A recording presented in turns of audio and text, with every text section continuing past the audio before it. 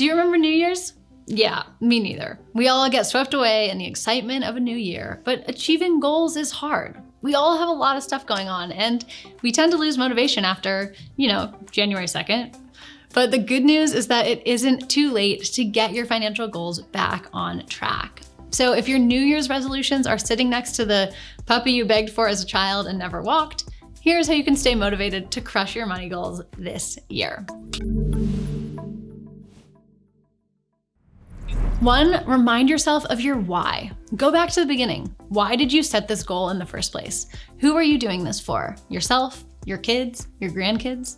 There's a reason you set these goals for yourself. For me, I value freedom and security. I work hard, but it's because I love what I do. I'm not killing myself to earn a promotion so that I'll hopefully someday have the money I need to do fun things in the future. And if I want to take a long weekend or a trip, I have the freedom to do that. So what are you working toward? Spending more time with your family, minimizing the stress and anxiety that comes up around money, being able to work less and travel more? Tell me about your why in the comments. Step 2, find an accountability partner. We are big believers in the power of community. No one accomplishes anything in isolation. Surround yourself with positive thinkers who will encourage you to chase your biggest dreams, pick you up when you're feeling down, and call you out when you need it. As human beings, we give and receive energy and inspiration. Make sure you're receiving as much or more than you are handing out. Here's an idea. Write down a list of people in your life who inspire and motivate you to be better, and ask them to come alongside this journey with you. Maybe you have to text them your update every week, or you meet for coffee on a Saturday morning. Give yourself some accountability. And on the flip side, if you have people in your life who discourage you, well then, tip number 3, rethink the role that negative people play in your life. If you have a friend or relative who discourages you more than helps you on your journey towards financial wellness, it's time to reevaluate the role that you let them play in your life. Now, I'm not saying you need to cut them out of your life completely. Here's an example. I have a friend who's really trying to save money so she can pay off debt, but her partner always wants to go out to expensive meals on date night and split the bill in half. Obviously, that's not helping her stick to her budget or save as much as possible. So she's not gonna cut her partner out of her life, but she did have to put some boundaries in place and say, I can only go out to dinner for 1 date night a month and I can't spend more than $50. The more specific you can be about your goals and why you're doing things, the more people will want to support you on your journey.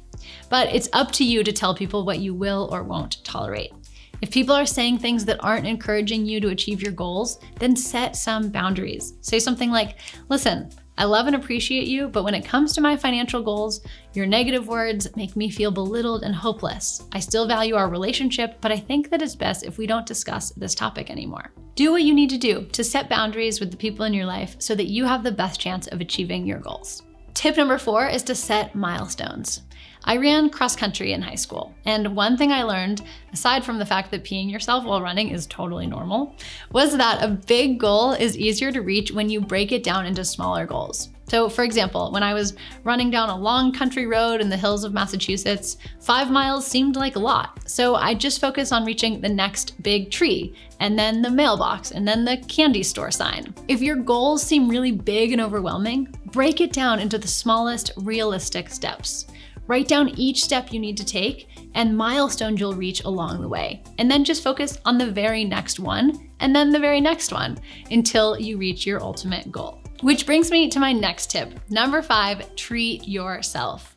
When you write down all of your steps and milestones, also write down how you're going to celebrate each little victory.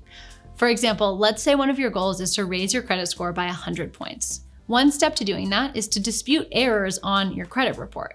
When you do that, promise yourself that you're going to celebrate by taking a bubble bath or listening to music and painting your nails. And when you reach your goal, the ultimate goal of increasing your credit score by 100 points, do something bigger, like giving yourself a spa day or just going out to a nice dinner.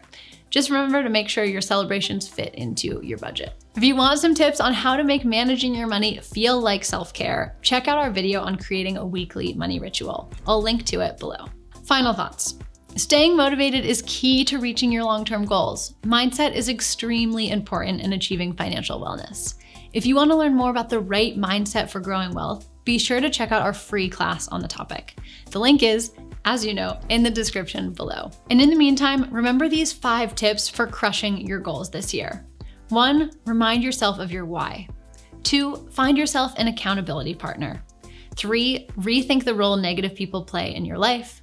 4, set milestones. And 5, treat yourself when you ultimately achieve that goal. I hope these help give you the boost you need to reach your financial goals this year. Be sure to save this video in case you need another reminder in a few months, and let me know what your goals are in the comments below.